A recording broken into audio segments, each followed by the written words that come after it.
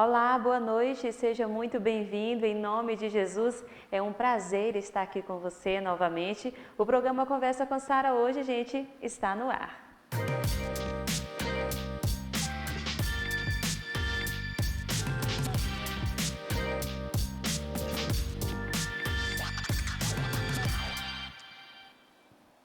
Deixará, pois, o homem pai e mãe e se unirá à sua mulher, e serão os dois uma só carne. Essa é a primeira evidência na Bíblia que fala sobre família. O nosso tema de hoje é sobre família, esse bem tão precioso. Quero convidar você a compartilhar a nossa live nessa noite. Se ajunte aí em família, porque o nosso programa está maravilhoso. Hoje eu tenho a honra de poder receber aqui comigo o pastor Jean e a Andréia. Boa noite, meus queridos, sejam bem-vindos. Boa noite, Boa noite, obrigada. Sara. Boa noite, Sara. Que Prazer é todo nosso. que prazer tê-los aqui comigo nessa noite. O pastor Jean e a Andréia que já trabalham aqui na igreja com família. Não é isso, pastor Jean? Foi uma ideia do pastor Josué, nosso pastor presidente. A partir de março desse ano, a gente implantar um Ministério da Família, que seria um ministério que atuaria no âmbito das relações entre as pessoas, entre as famílias e entre as atividades da igreja. Certo. E todos os últimos domingos, né? Todo último domingo de cada mês temos? No derradeiro domingo de cada mês, a gente tem o culto da família, que é um culto que a gente abre para participação especial, para um testemunho, para que a gente tenta ser mais lúdico, né, na liturgia, não ser uma coisa muito amarrada. Sei, eu me lembro que, eu acho que foi uma das primeiras vezes assim que nós conversamos com vocês, eu me lembro que o senhor disse que a Igreja da Paz tinha essa ideia da família, né? A Igreja da Paz, ela é conhecida como a Igreja da Família. Nós levantamos realmente, né, a família, os princípios e os valores. E hoje, nesse ano de 2021, nós temos esse casal aqui maravilhoso, trabalhando com família, que não é fácil, né, pastor Jean? É o calcanhar de Aquiles hoje da sociedade, é onde Satanás mais tem investido, né, para tentar destruir a sociedade de valores judaico-cristãs ocidentais, né? É no âmbito da família mesmo. Verdade, verdade.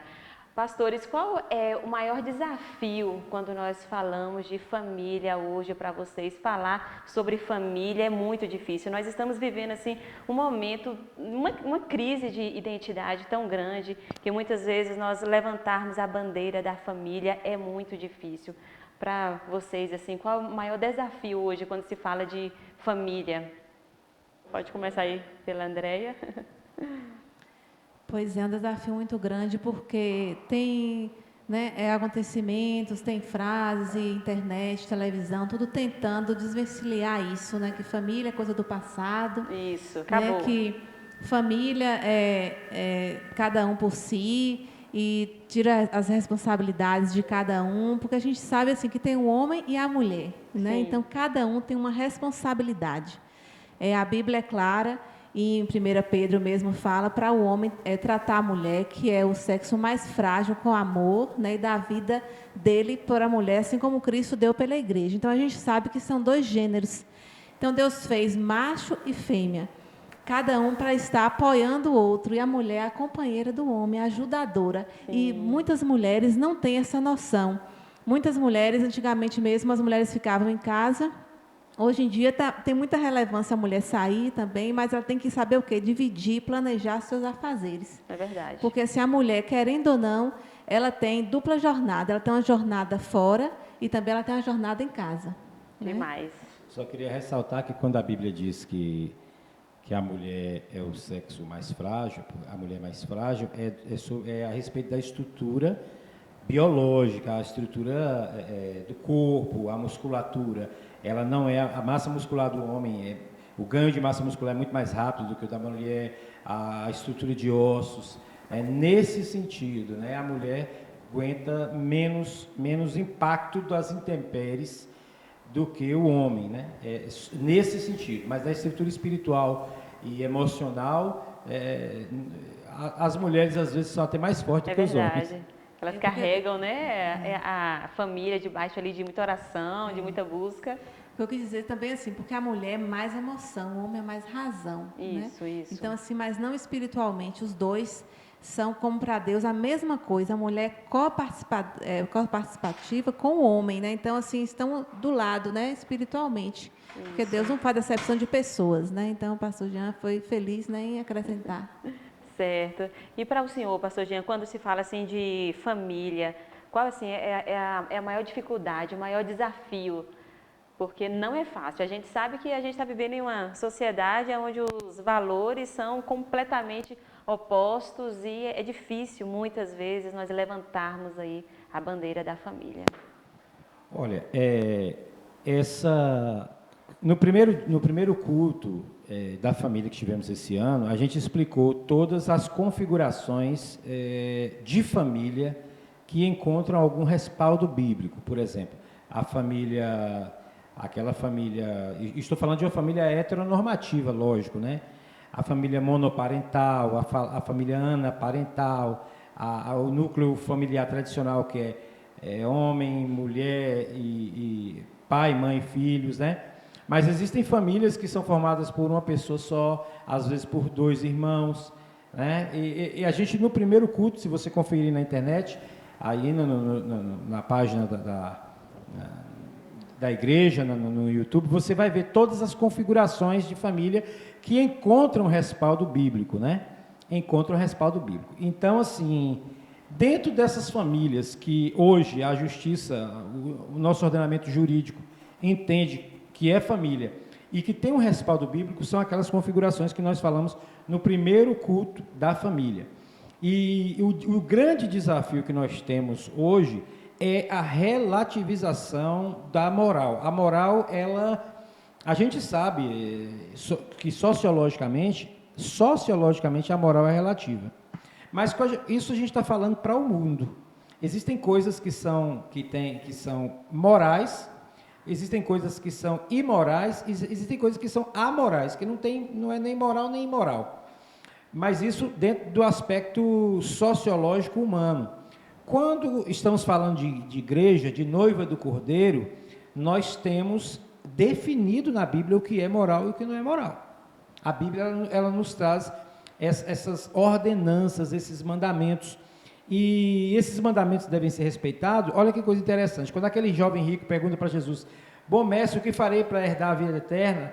E aí ele fala assim: você tem guardado os mandamentos? Aí Jesus menciona alguns mandamentos. Não, eu tenho guardado os mandamentos. Ele falou: então vende tudo que tem e dá aos pobres. Ele ficou triste porque ele tinha muito amor aos bens materiais. Então, ali, mas não é nem isso que eu quero falar. Ali a gente vê que Jesus, ele reitera que os aspectos morais que fundamentam a nossa doutrina cristã, eles permanecem, eles são imutáveis. Não matar, não roubar, não cometer adultério, não desejar o parceiro ou a parceira do outro. Então, se falando de igreja, a moral não é relativa. A gente não pode relativizar. Sim, entendo. Já deu para você perceber aí em casa que a nossa live hoje está maravilhosa. Nós estamos falando sobre família, gente, sobre este bem tão precioso. Você ama a sua família? Então quero que você compartilhe aí a nossa live aí nos grupos de família. Quero mandar um abraço aí para todos os nossos queridos irmãos aqui da Igreja Batista da Paz, em especial ao nosso querido pastor Josué, a sua família linda e maravilhosa. Que Deus os abençoe em nome de Jesus. Cada família nessa noite receba em nome de Jesus da presença de Deus aí na sua casa.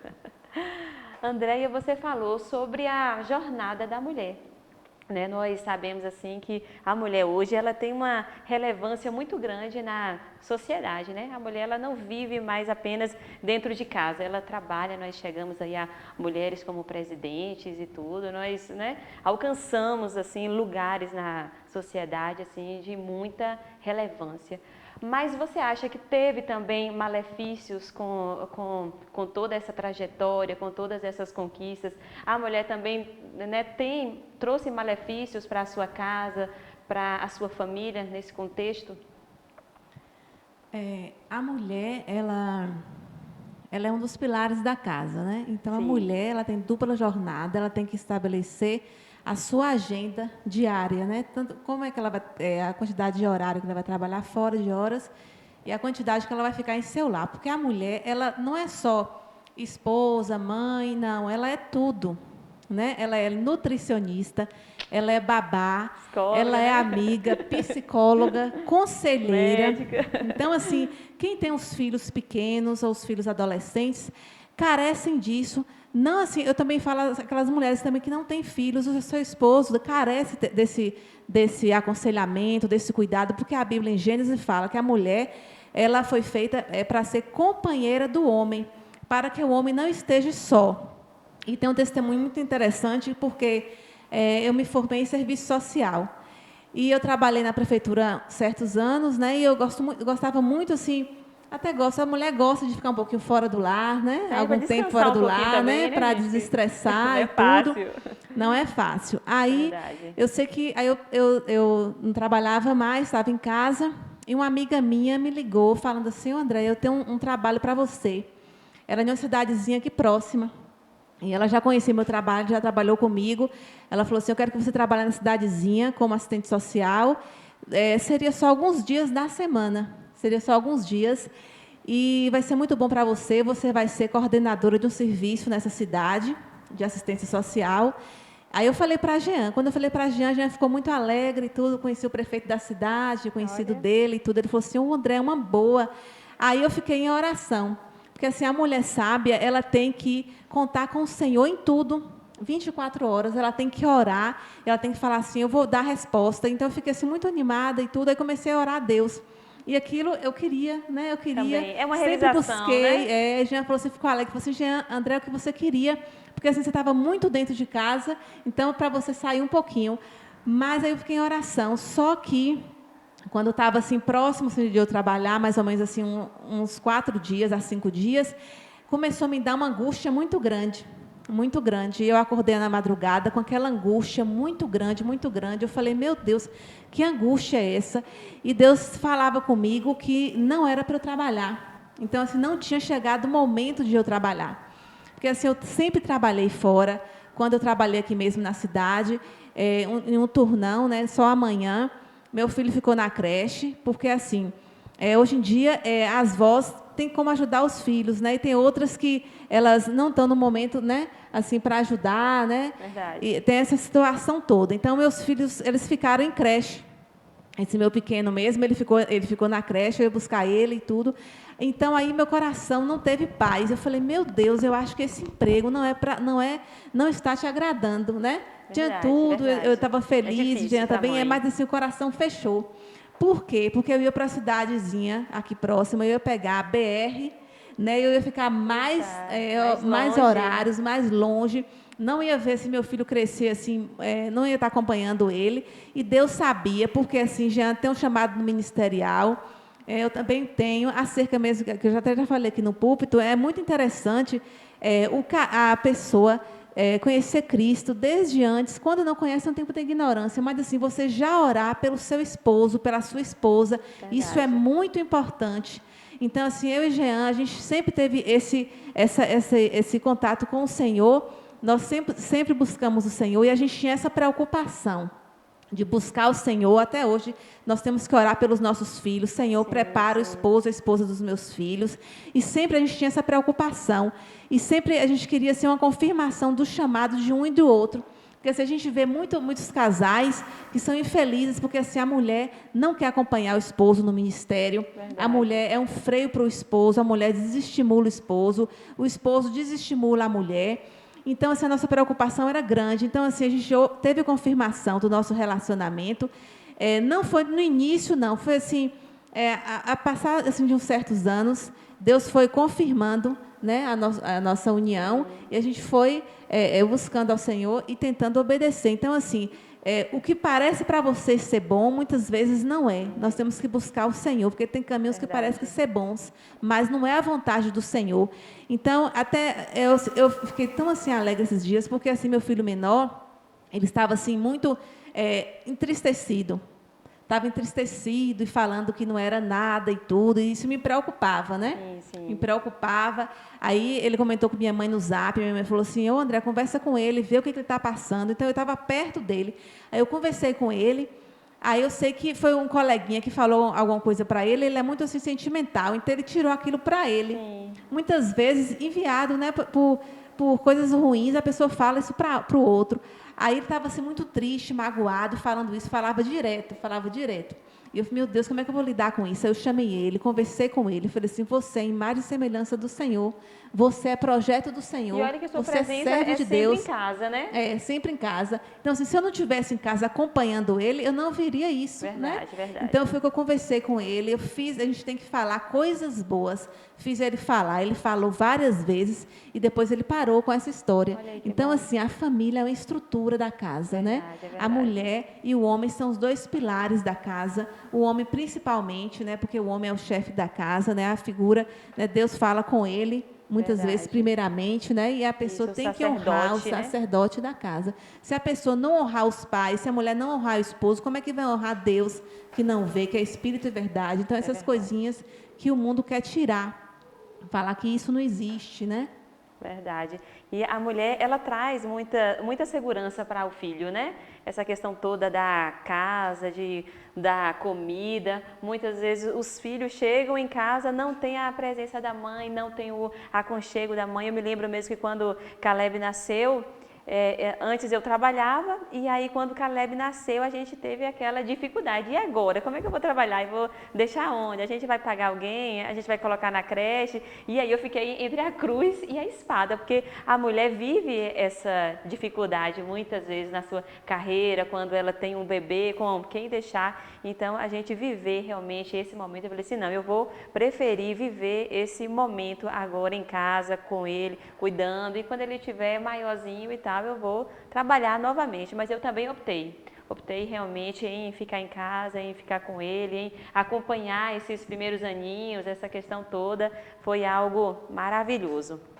Pastor Jean, nós sabemos que a ideia hoje, né, da figura masculina, ela está assim, bem complicada na sociedade, né? Antes nós tínhamos assim aquela coisa, assim, a palavra do homem, né?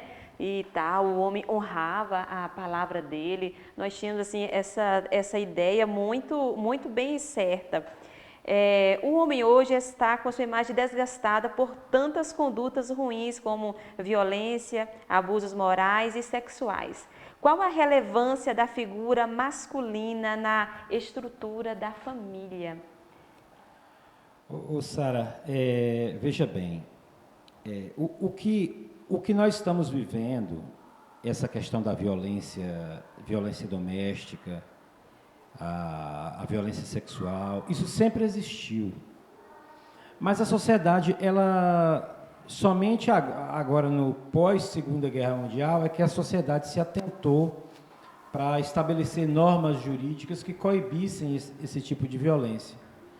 Porque antes da Segunda Guerra Mundial, antes da Segunda Guerra Mundial, a gente tinha realmente esse modelo patriarcal engessado. O modelo patriarcal engessado, em que a última palavra é a do homem, o que o homem fala, ninguém pode contrapor. Esse não é o modelo bíblico. As pessoas acham que esse é o modelo bíblico, e esse não é. Quem diz que essa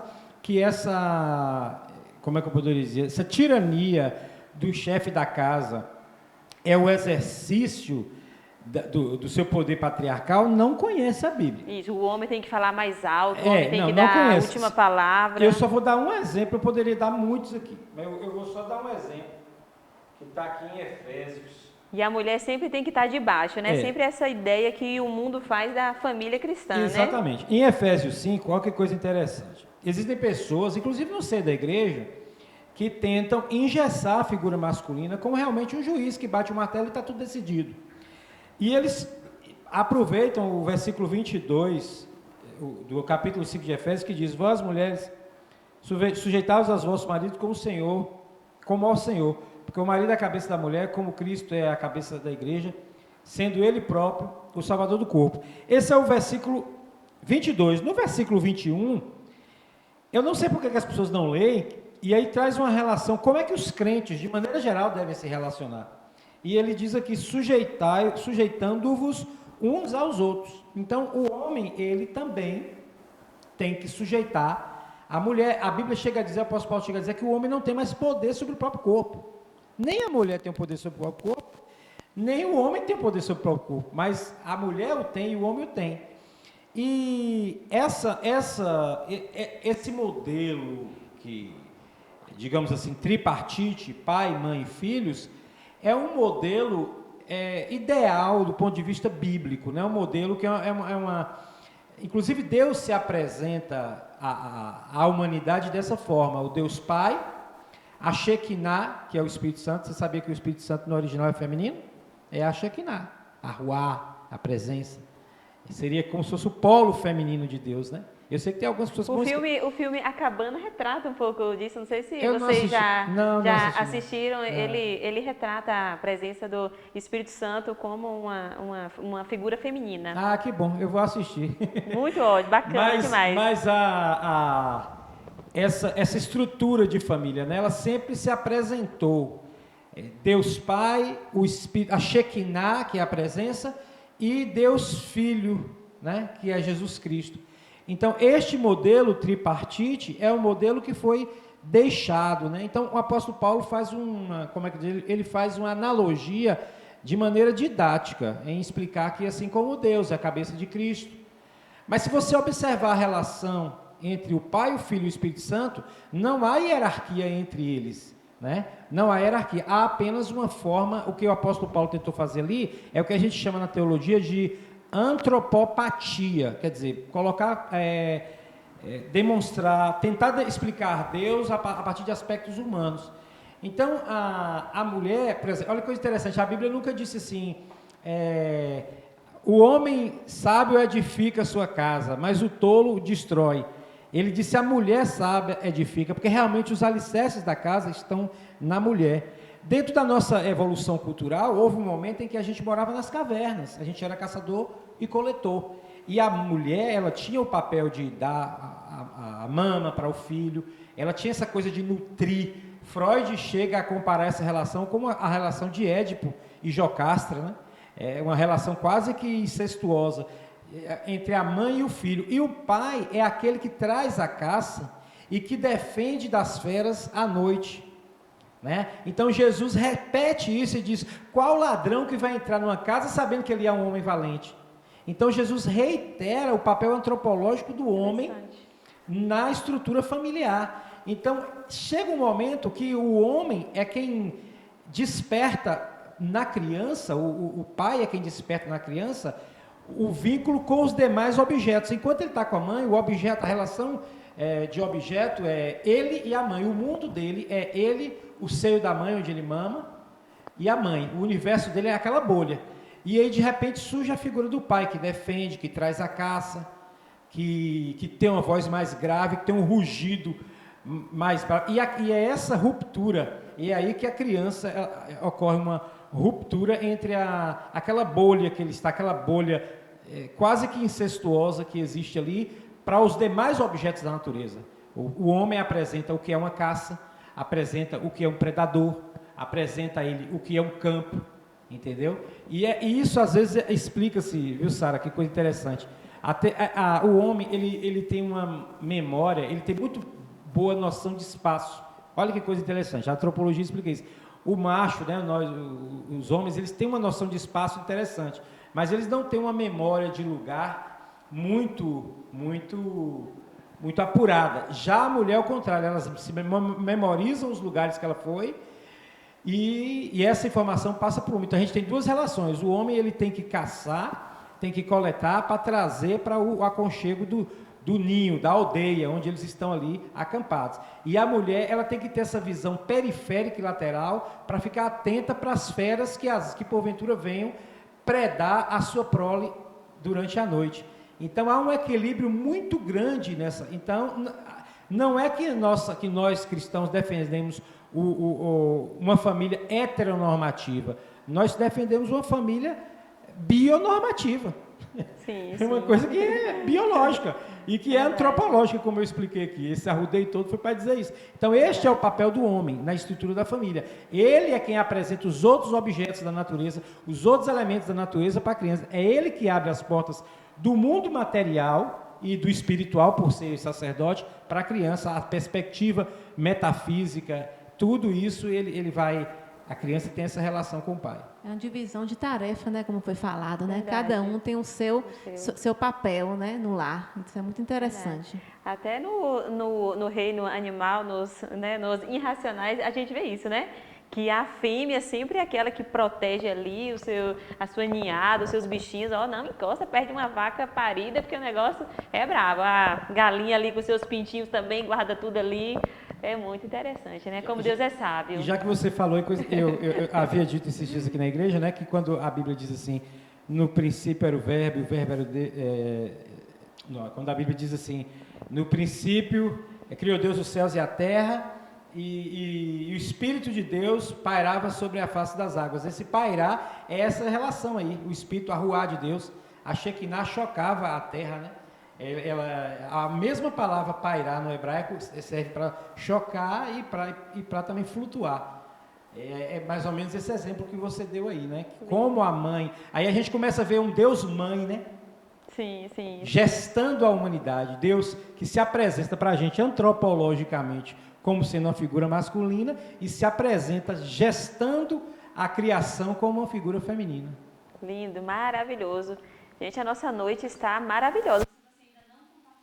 Live de hoje você pode compartilhar aí bastante, está valendo muito a pena. Hoje falando sobre família, gente, já é a segunda vez aqui no programa que a gente fala sobre família, porque família está no coração de Deus. Quero mandar um abraço para o Rodrigo e para a Fabiana que estiveram aqui conosco, né, falando sobre família também. Deus abençoe a casa de vocês, a família de vocês. Hoje, o pastor Jean e a Andréia são pastores aqui da Igreja Batista da Paz, trabalham com família, têm autoridade aqui para falar sobre família nessa noite. Nós vamos assistir aí o nosso vídeo, Nivaldo? O nosso intervalo primeiro.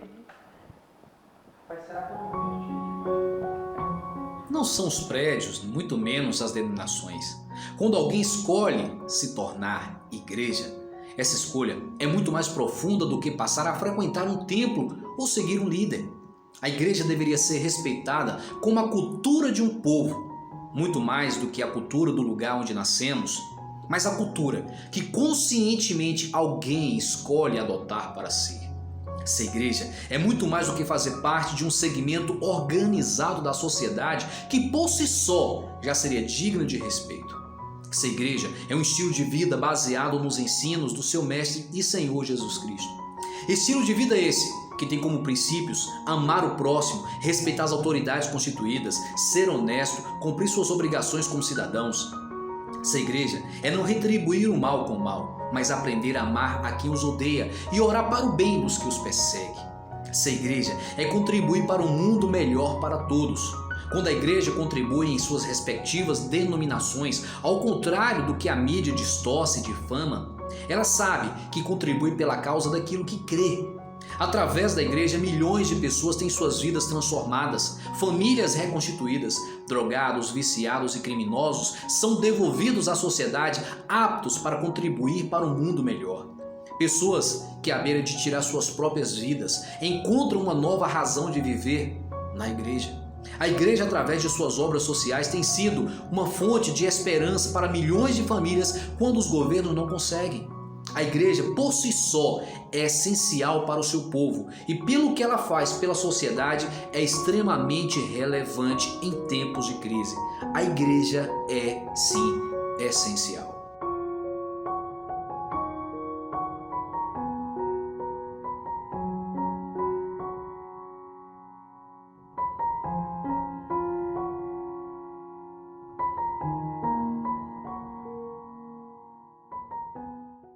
Boa noite, nós estamos aqui hoje para falarmos sobre família, né? Como é feliz aquele que teme o Senhor e que anda nos seus caminhos, você comerá do fruto do seu trabalho, será feliz e próspero. Isso é o Salmo 128. Então nós estamos aqui em obediência à palavra do Senhor, que é uma instituição divina, a família, e Deus constituiu isso para a gente, é a bênção do Senhor. É um privilégio nosso também poder viver isso, porque o Senhor sonhou primeiramente, né, em ter a família, Ele conosco, com os filhos e irmãos, né? E a gente pode viver isso refletindo aquilo que Ele já é. Então é um privilégio nosso mesmo e algo que a gente tem que dar cada vez mais valor para a família. O amor que a gente encontra na família é o amor mais sincero e mais fiel que existe, porque o seu pai e a sua mãe são aquelas pessoas que sempre vão estar com você até o fim da sua vida. E nós só temos a agradecer a Deus por nossa família, porque nossa família está alicerçada sobre a rocha que é Jesus. Jesus Cristo, Ele sempre está presente em nossa família. E Ele sempre está com as mãos estendidas para nos ajudar, para nos abençoar, para nos prosperar. E através dele, a luz de Deus reflete de tal forma que a gente abençoa a nossa casa, o nosso bairro, a nossa cidade e a nossa sociedade. Como é importante uma família alicerçada sobre a rocha. A paz do Senhor, meus irmãos. Paz do Senhor. Estamos aqui hoje para dar uma pequena palavra sobre família. Nós, jovens casados, estamos casados há 4 meses e tem sido uma experiência maravilhosa. Porque Deus, Ele está e Ele deseja que nós estejamos em família. É algo muito importante para Deus. Sim, eu acredito que família é um projeto do coração de Deus para todas as pessoas. É o nosso primeiro ministério, né? A nossa pequena igreja dentro de casa, com que nós realizamos a obra de Deus da forma mais genuína, que é sendo quem realmente somos, sem medo, sem reservas e testemunhando dele através das nossas vidas. Que Deus possa abençoar cada um de vocês e cultivem uma família amorosa, com amor e com união, que é maravilhoso.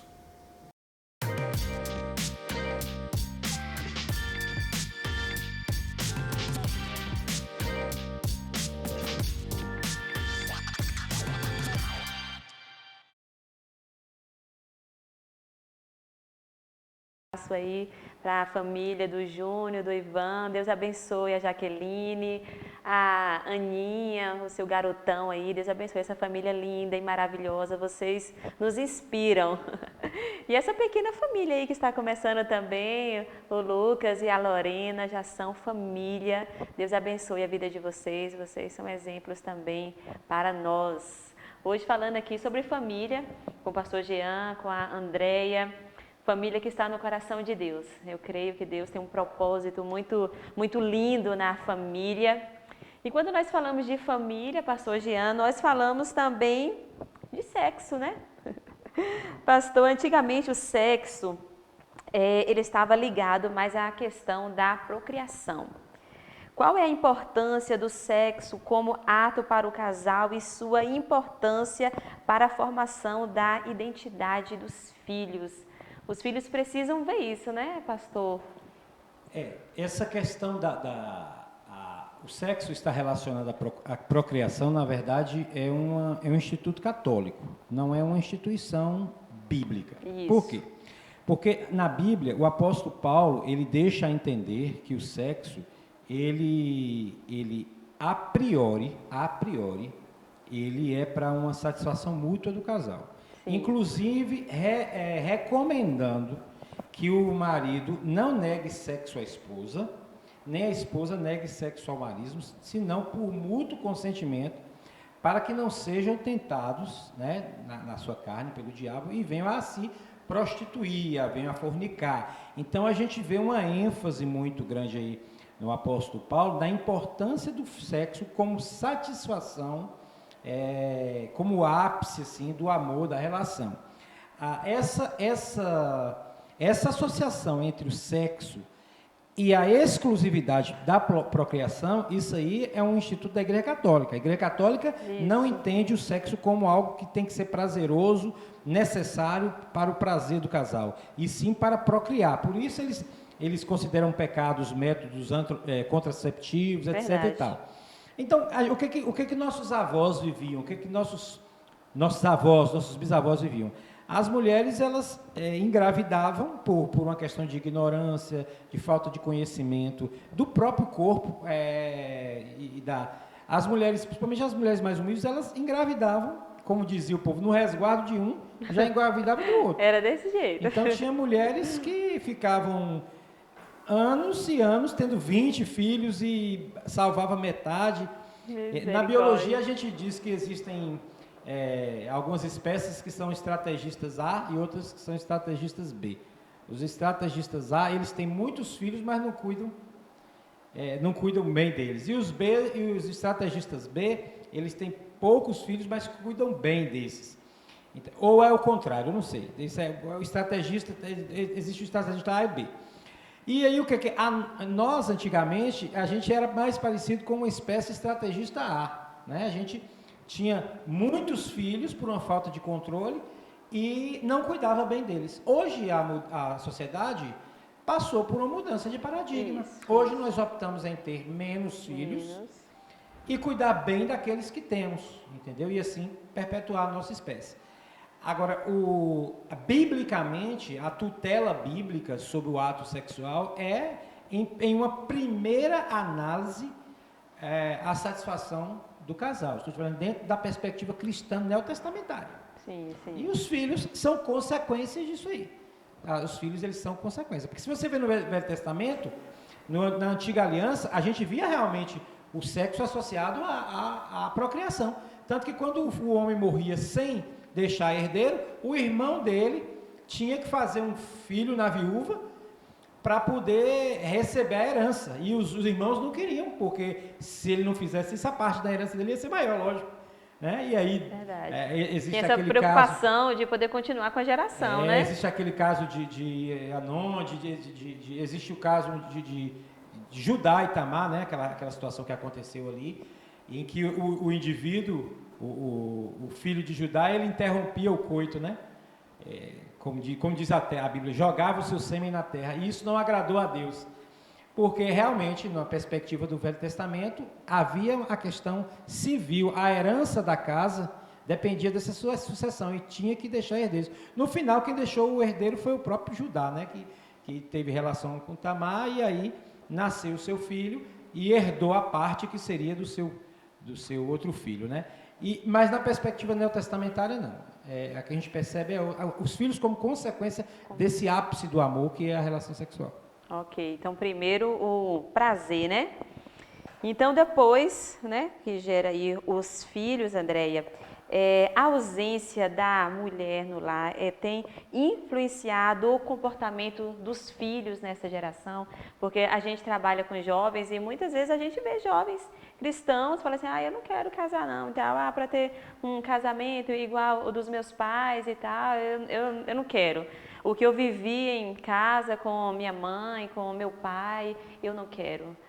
Você acha, Andréia, que essa ausência da figura feminina em casa tem dificultado essa geração de entender, de absorver a importância da família? Com certeza. E outra coisa, hoje tem esse empoderamento feminino, né? Que a mulher toma sobre si um certo poder, né? E acha que pode tudo, lá fora esquece de casa, né? Passa horas e horas sem estar em casa, não agrada o esposo, essa questão mesmo, né? Sexual, né? A mulher tem que se cuidar, ela tem que se proteger ela, sua família, seu esposo, e dar atenção para ele, porque muitos homens não acham isso em casa, essa atenção em casa, então eles vão procurar lá fora, que o inimigo é assim, como foi falado por Jeana. Então, assim, a mulher deixa o homem carente. Então, e o homem, ele vai aguentando, lá fora o inimigo vai montando um laço. Pratos, um laço para ele. Ele fala, não, o que tem? O que tem? Dá carona para uma mulher, né, levar a mulher no canto, em outro, o que tem a mulher estranha? Então, assim, ele vai fazendo isso, abrindo a guarda. Então, assim, tem mulher que não tem sabedoria. A maioria das mulheres tem que pedir a Deus sabedoria. E como você falou, os filhos são abandonados. Muitas vezes, essa mulher está até em casa. Essa mulher está até em casa, mas ela fica muito no celular, ela não arruma a casa, porque a mulher tem que dar ordem na casa e trazer paz para o lar. Verdade. Né? Porque assim, a gente fala assim, a mulher está em casa a maioria do tempo, então ela tem que pedir ao Senhor como é a estratégia para lidar. Eu já falei na igreja, porque assim, a mulher, ela até já mesmo já comentou, porque a mulher ela não gosta assim, de chegar em casa. Muitas vezes. Por quê? Porque em casa ela tem aquela noção, eu que vou fazer tudo. Né, o trabalho todo é meu, aquele trabalho acaba o serviço, né? Meu Deus do céu. Aquele trabalho sempre eu tenho que fazer aquilo e a maioria do pessoal, né, da família não dá valor. Então vai sobrecarregando a mulher. Já o homem não, ele gosta da casa, ele é o rei da casa, porque ele vai chegar. Muitos homens, a maioria deles, eles vão deitar, vão descansar e muitos não ajudam a mulher. Quer encontrar comidinha pronta, roupinha lavada. Então, o que a gente tem que fazer? Gente, a mulher vai organizar a casa, vamos manter. vamos manter a casa. Lá em casa mesmo nós temos divisão de tarefas, né? Nós temos divisão de tarefas. Por quê? Aí tem um filho ou outro que fala assim, meu sonho é morar fora. Aí o que a gente tem que fazer? Pedir Deus sabedoria e sentar com o filho e conversar. Você pensa que morar fora é um mar de rosas? Porque eles falam assim, eles jogam isso ao vento, como ele vê, né, na internet, esses meninos, né, que falam aí, que ganham muito dinheiro, eles pensam que não tem, eles não vão ter assim, alguma coisa para fazer em casa quando eles morarem só. Eu falo com eles, tem que lavar roupa, né, sua própria roupa, tem que limpar a casa, tem que lavar os pratos, você que vai tomar conta, né, do seu lugar, do seu lar. Então, assim, essa mulher pode estar dentro de casa, mas ela não, como você falou, né, que tem alguns jovens que não querem casar. Eu já passei muito por isso, porque, assim, o pessoal sempre desabafou, veio para mim desabafar, alguma coisa desse tipo, né, de família e tudo. Então, as pessoas desabafam e falam certa situação, porque, assim, viveu em um lar que o marido, que o pai, no caso, o pai foi infeliz com a mãe, foi infiel também com a mãe. E a mãe foi infiel. Então, as crianças, elas veem aquele comportamento, ela vê a tristeza da mãe, ela sente tristeza também. Verdade. Então, o que elas falam? Eu não vou casar porque eu não vou ter, não quero um marido igual o meu pai. Isso. O que aconteceu na minha casa, elas reproduzem isso. Elas reproduzem. Já trabalhei também com violência doméstica, já também tem esse, ao contrário. Tem meninas que elas, né, não conhecem a Cristo, então ela vive aquilo. E ela acha que aquilo, como foi falado anteriormente, o homem manda. A mulher é suficiente para o homem. A mulher não é submissa. Então, ela é como se fosse um tapete para o homem pisar. Então, muitos aceitaram isso. Então, tem moças, adolescentes, que elas verem isso, acham normal. Então, automaticamente, quando ela casa, ela reproduz aquilo. Né? Ela acha que a violência é uma coisa normal, é uma coisa natural. Então, a gente tem que ter muito cuidado. E nós até já falamos também aqui na Igreja Batista da Paz sobre a adoção emocional. Um exemplo, se você vê uma criança ou um adolescente que vem sempre à igreja, não vem com o pai nem com a mãe, você sente que ele está tristinho, chegue perto, converse um pouco com ele. Muitas vezes ele precisa de alguém para estar ali do lado dele e aconselhar alguma coisa que ele não tem em casa. Hoje mesmo eu estava conversando com uma amiga minha sobre isso, ela falando, desabafando. Então, assim, ela não teve o pai faleceu muito cedo e a mãe não era presente. A mãe era muito ausente. Então, ela procurou uma figura feminina fora da casa dela, né? Graças a Deus que ela procurou uma figura exemplar. Então, ela procurou uma figura e foi seguindo aquela pessoa, aquela mulher, aquela vizinha dela, foi seguindo aquela mulher e buscou a Cristo também. Buscou a Cristo. Então, assim, isso é muito importante, a mulher pedir a Deus sabedoria e estratégia para lidar em seu lar. Ok. Às vezes eu vejo assim, muitas sobrinhas minhas falam assim, tia, eu vou estudar, porque eu vou ter empregada, eu não vou ficar lavando prato, eu não vou ficar limpando casa. Então, muitas vezes a menina quer isso, ela quer estudar, ela quer ganhar muito dinheiro para ela não precisar fazer nenhum dever doméstico. Mas eu conheço pessoas assim que têm uma aquisição boa, que têm empregados, mas aquela questão que você falou, de você trazer a responsabilidade para si. Muitas vezes você não precisa colocar a mão na massa, mas você pode estar o quê? Você pode estar supervisionando, você pode estar organizando para que seus filhos saibam que você, né, que a mãe que é ali a organizadora, que o pai também faz parte também, mesmo que a gente tenha recursos para pagar para outras pessoas fazerem, mas nós somos os pais, nós que mandamos aqui na casa, né? Nós que organizamos tudo. Então, é muito importante cada um realmente saber o seu papel. Pastor Jean, hoje nós vivemos assim um momento tão difícil assim entre famílias hoje, né, na nossa sociedade, que antes o divórcio era algo assim que era do mundo, né? A gente via assim, às vezes famílias que não tinham conhecimento de Jesus, da palavra, se divorciavam e a gente ficava chocado. Mas hoje há um índice muito grande de famílias cristãs que têm se divorciado. É uma lástima.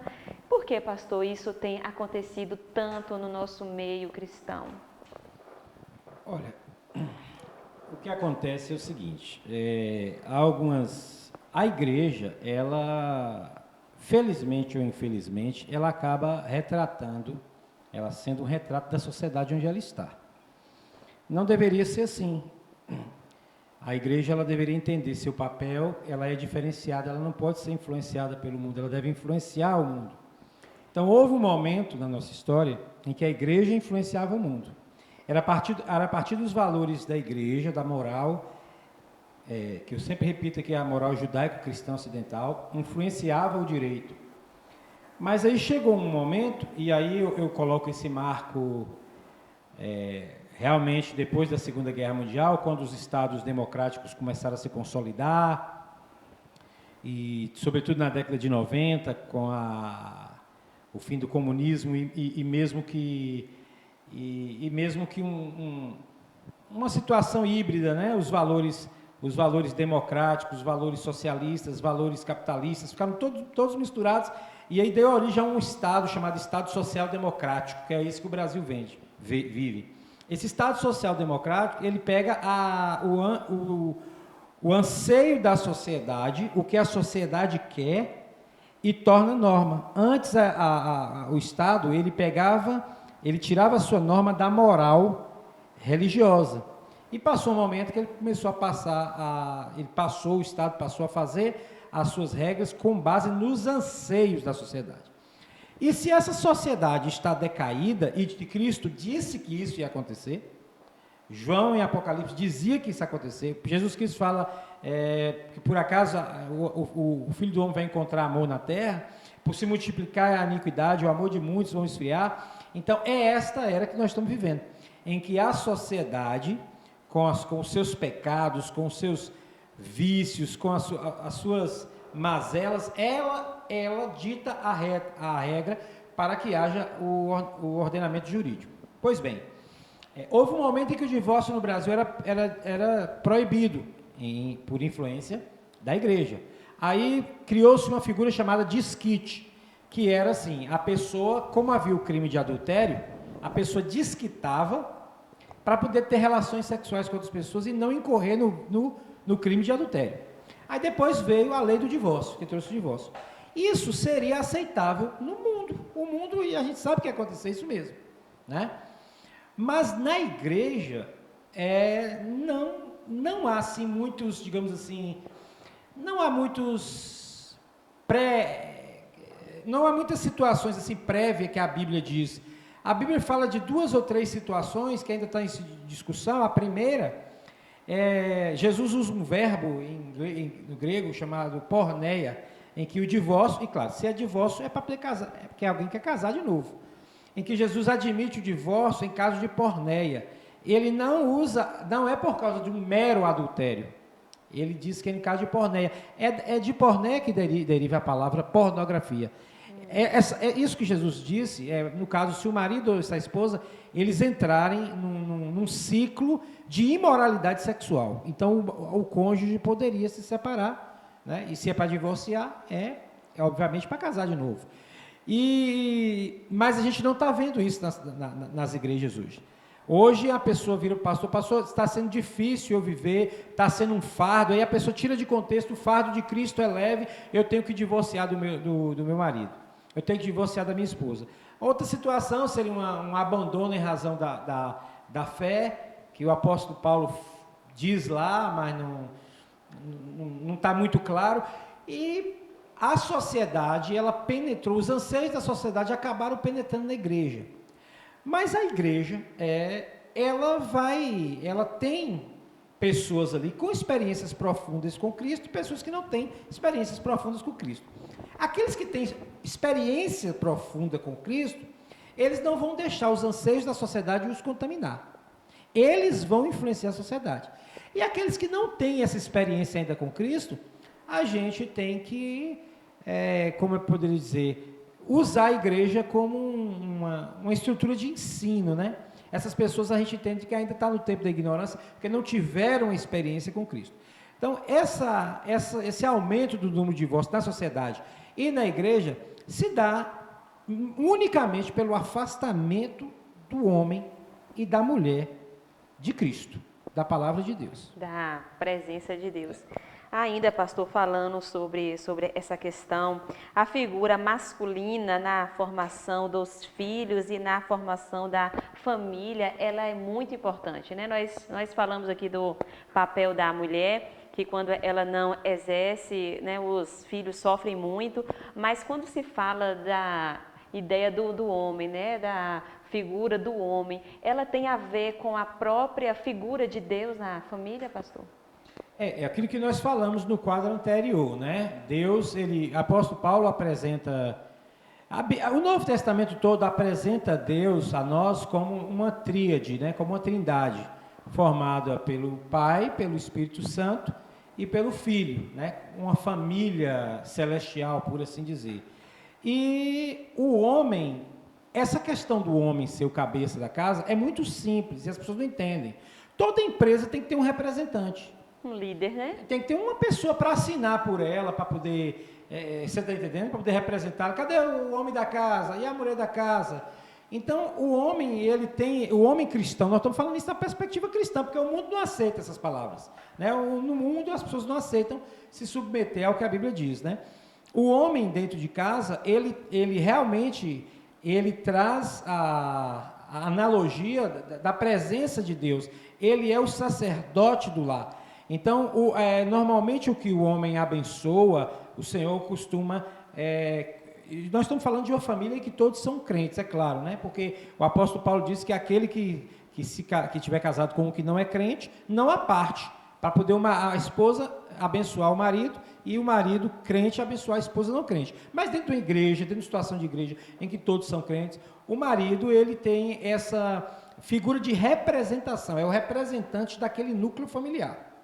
Lembra que eu falei que as nossas mães primordiais, eu não gosto de usar a palavra primitiva, mas as nossas mães primordiais, lá do tempo da aldeia, elas ficavam em casa, e o marido é quem dava a cara a tapa para sair, para enfrentar, né, os intempéries. Então, ele representa o seu núcleo tribal, o seu núcleo familiar, perante o mundo exterior. Então, é em razão desta função antropológica que Deus coloca o marido como sendo o cabeça da casa. Mas não no sentido de dar a última palavra. A última palavra não é do marido. Não é isso que a Bíblia está dizendo. Essa arrogância, essa prepotência, né? Não, é só mesmo uma questão de organização, aproveitando a própria história, como eu disse, da antropologia do homem, de como foi formado o homem quando era caçador-coletor, quando passou a ser sedentário, pecuarista, e quando começou a se juntar em cidades, e a gente herdou isso.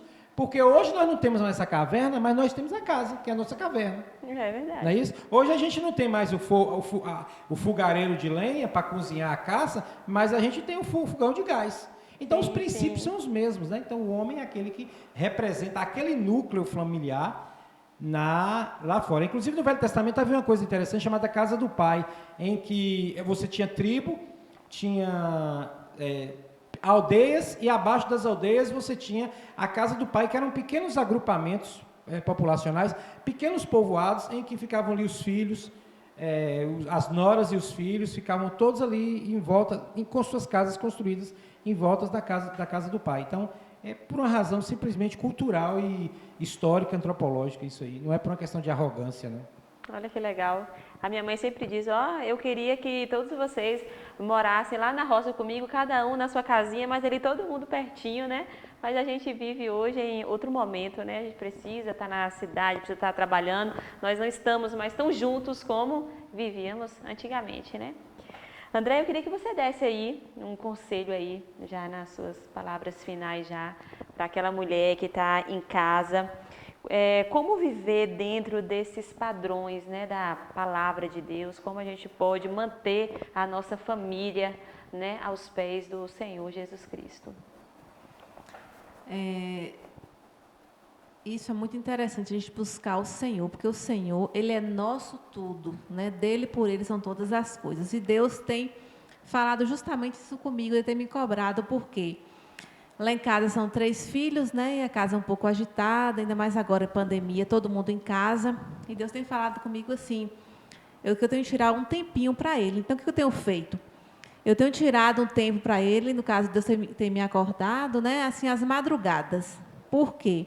Nós temos que viver em momentos de oração, em estado de oração. O que é estado de oração? quando você não precisar usar a mente, né, não precisar estar assim com o outro, ou fazendo seus afazeres, você tenta estar ligado com o Senhor, ali em estado de oração, orando constantemente. Mas você tem que tirar um tempinho para você ler a palavra do Senhor.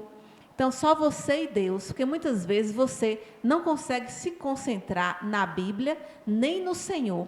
Então, o que eu tenho feito? O Senhor tem que cobrar isso de mim e de muitas pessoas que eu acho também tem que cobrar de vocês, que vocês estão em casa. Peça ao Senhor um tempo. Ô Senhor, se fosse 3 horas da manhã for difícil, me acorde em outro horário. Isso é tão importante, porque você levanta, você faz sua oração, você lê a palavra do Senhor, você e Deus ali. Se alimenta, né? Se alimenta e depois você vai dormir melhor ainda. Você vai conseguir dormir e descansar. Você tem que tirar. Isso tem que ser uma rotina. Não é reza que você faz tudo a mesma coisa, não. Mas isso aí tem que ser o quê? Você tem que fazer isso alegre, sem peso. Senhor, eu quero conversar contigo, porque Jesus, né, é uma pessoa. Sim, Ele é uma pessoa, morreu, ressuscitou, teve o corpo glorificado, comeu ali com os discípulos, muitos viram ele e ele foi para o céu. Então, Jesus, ele é Deus e ele também é homem. Então, ele é uma pessoa, ele precisa ter um relacionamento com você. Se você não tirar um tempo para ele, você não vai estar preparado para o inesperado. Então, nós temos que orar diariamente, ler a Bíblia e separar um tempo para Deus. Quem vive só com seu esposo, né, recém-casado, né, não tem filhos ainda, ou que os filhos já saíram de casa, é mais fácil. É mais fácil. Verdade. A pessoa senta ali, se concentra e faz a oração. Mas eu estou falando para aquelas pessoas que falam assim, meu dia é muito agitado, tem muito barulho em minha casa, televisão, computador ligado. O menino peço pequeno, Senhor, né, menino ainda pequeno, mais agora, né? nessa pandemia, né? Que o menino está tudo dentro de casa. Tudo dentro de casa, tem que tirar um luta. tempo. Fala, Senhor, me ajuda a tirar um tempo, o Senhor vai te mostrar um tempo, nem que seja assim uma meia hora, né? Sim. Nem que seja uma meia hora para você estar conversando com o Senhor. Você tem que se alimentar de Cristo. O que é orar? É conversar com o Senhor. Nós temos que nos alimentar dele com a palavra dele, que a palavra de Deus, ela não contém a palavra de Deus, não. A Bíblia é a palavra de Deus. É a palavra de Deus. Isso é muito importante falar para os jovens e para os adolescentes que a Bíblia, ela é a palavra de Deus. Porque tem muitos youtubers aí que tenta falar, não, a Bíblia é ultrapassada. Não é. A Bíblia, ela é atualíssima. A Bíblia é atual. Então, tem que separar um tempinho para o Senhor. Importante isso que você falou, Andréia, de nós nos alimentarmos primeiro, porque em algum momento a gente vai precisar alimentar nosso esposo, a gente vai precisar alimentar nosso filho, às vezes com problema de escola e tal, na rua, e muitas vezes você precisa ter uma palavra, você precisa estar bem, não, peraí, hoje eu orei, hoje, sabe, então eu vou poder falar aqui com meu filho e tal, você não vai viver naquela turbulência toda ali e tal, então realmente essa questão de você parar, de você se alimentar, para depois você poder até oferecer alimento, né, para a sua família, é realmente o que vai fazer a diferença. Pastor Jean, o que o senhor pode acrescentar aí para as famílias que querem viver? Porque eu penso assim que a família, ela quer viver, não, Sara, eu tenho um sonho, sabe, de ter uma família linda, de ter meus filhos e tal, mas é muito difícil, eu não consigo. O que a gente pode fazer, pastor, para a gente poder ter essa família segundo o coração de Deus? Olha, em primeiro lugar, a gente tem que meditar na palavra do Senhor de dia e de noite. Como diz lá em Deuteronômio, com seus filhos. Falar no caminho, colocar na testa, encucar em sua testa. Não precisa você colocar aquele tefilim na testa como os judeus fazem, mas é inculcar na mente da criança, repetir a palavra de Deus constantemente, o que é certo, o que é errado, à luz da Bíblia. Você não pode parar. Você tem que constantemente fazer isso em sua casa, tanto o homem como a mulher. Mas eu gostaria de deixar uma reflexão aqui para o homem, já que a André falou sobre a mulher. A Bíblia diz, no Novo Testamento, que na perspectiva da igreja, nós somos sacerdotes, todos nós somos sacerdotes. E ser sacerdote é uma responsabilidade muito grande. E olha o que diz lá em Malaquias, há um texto muito duro, Malaquias 2, sobre os sacerdotes. E diz o seguinte, a partir do versículo 15, e não fez ele somente um ainda, que lhe sobrava o espírito, E por que somente um? Ele buscava uma descendência para Deus. Portanto, guardai-vos em vosso espírito, e ninguém seja infiel para com a mulher da sua mocidade. Porque o Senhor, o Deus de Israel, diz que odeia o repúdio, ou seja, o divórcio, e aquele que encobre a violência com a própria roupa. Está falando de homens que são violentos com a esposa. Diz o Senhor dos Exércitos, portanto, guardai-vos em vosso espírito e não sejais desleais. Então, aqui em Malaquias, você que é sacerdote do seu lar, você que é cristão, você é sacerdote. Existem duas coisas que Deus abomina no sacerdote. É ser desleal e infiel com a mulher da sua mocidade e ser violento com ele. Está aqui em Malaquias, para você que é sacerdote do seu lar, para mim que sou sacerdote do meu lar. Era isso que eu queria deixar. Ok. Boas palavras, sábias palavras. Nivaldo, você pode pegar aqui para mim, por favor? Eu quero agradecer, viu, a vocês por terem vindo, por terem aceito o convite. Muito obrigado mesmo. Eu tenho certeza que essa live ela é de fundamental importância hoje, nesses dias tão difíceis que nós estamos vivendo. Quero passar aqui uma lembrancinha para você, André, para você deixar a sua casa mais bonita. Amém. Muito obrigada. Foi um prazer estar aqui, né, falando mais da palavra do Senhor. Amém, é um privilégio, amém. né, servir esse Deus tão tremendo, né? É verdade. Obrigada. Pastor Jean, muito obrigado também. Volte mais vezes, né? Esse tema precisa ser falado. Eu que agradeço. Interessante que você que são tulipas, né? São. E domingo nós vamos dar uma palavra justamente sobre tulipas e fatos. Olha, foi profeta. Esse domingo já é o culto da família? É o último do mês, né? Se eu não me engano. Esse já é o último? É o último do mês. O mês passa rapidinho. Então, aí, ó, você que está em casa, esse domingo é culto da família, você não pode perder. Faça aí o convite, pastor.